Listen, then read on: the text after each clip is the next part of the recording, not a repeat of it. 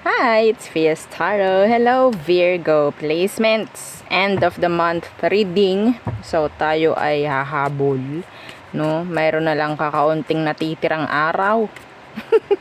So, tingnan natin ano bang meron. Again, kung may tanong po, mag-message direct sa akin pong FB page. Tanong pagdating sa private reading, tanong sa ating mga charms. Yeah. Okay, so let's see. Virgo. So, what's for you? The rest. Rest ng buwan ng June. Virgo. Okay, family room, courthouse, main female.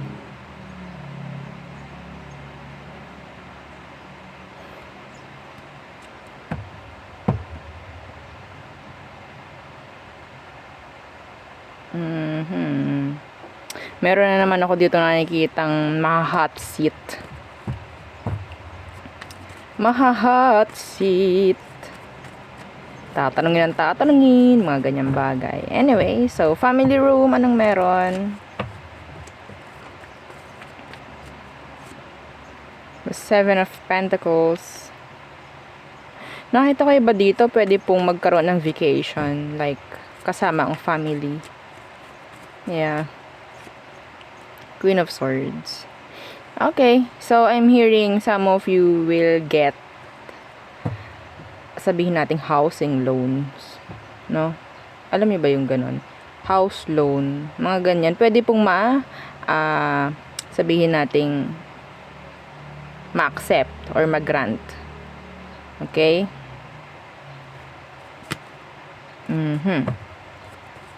May mga mag-grant na loans in general.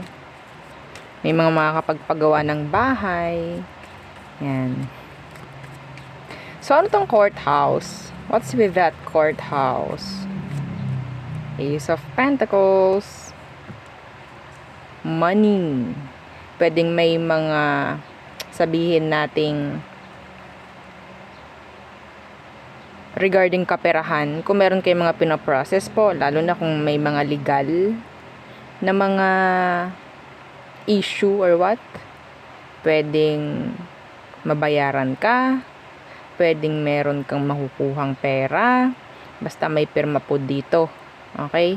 May mga pirmahan ako nakikita, may mga papeles, yan. Yeah, Page of Pentacles. Iba dito talaga maglo-loan. Pwedeng gagamitin sa business, gagamitin panimula, mga ganyan pong bagay. Okay?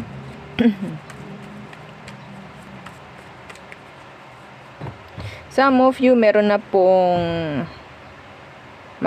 andito yung energy ng new beginning or another chance pagdating po sa annulment or divorce or sabihin natin may ganyan. Yung energy is like ending.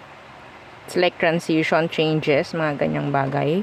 So, makakapagsimula ka na muli, like single ka na muli, parang ganon. Okay? May mag-grant. So, itong main female, what's with this main female? Knight of Swords.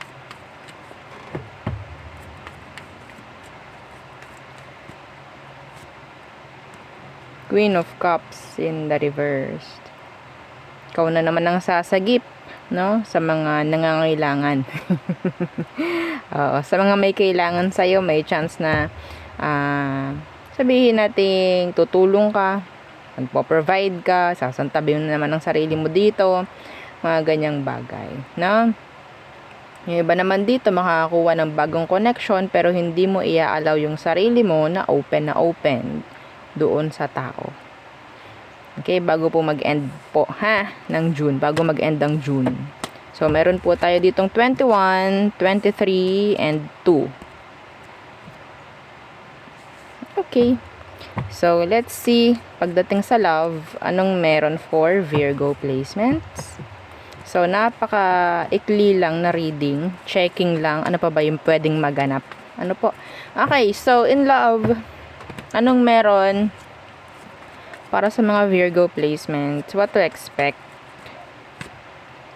Ten of Pentacles. Talagang magandang pera, no?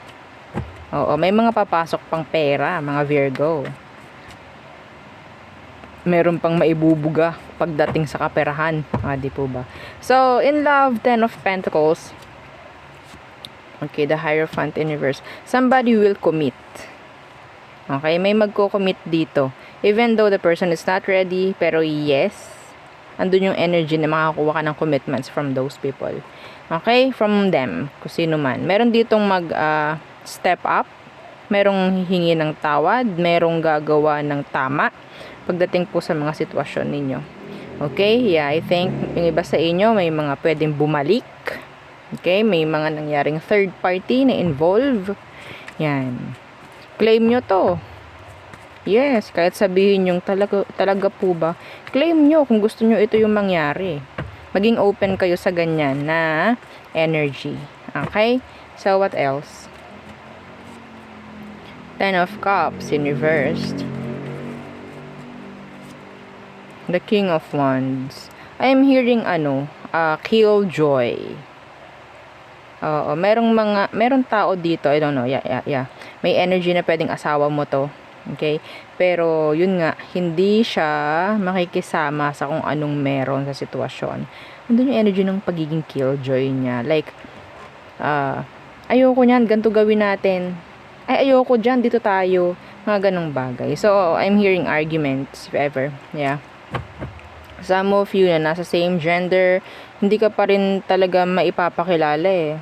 Sa family, hindi pa rin daw siya like open or talagang andun yung sabihin natin yung person is minamanipula yung sitwasyon, siya yung nagko-control, siya yung nasusunod. Okay? So, wala kang magagawa. Pwedeng Sagittarius. Okay? So, what else?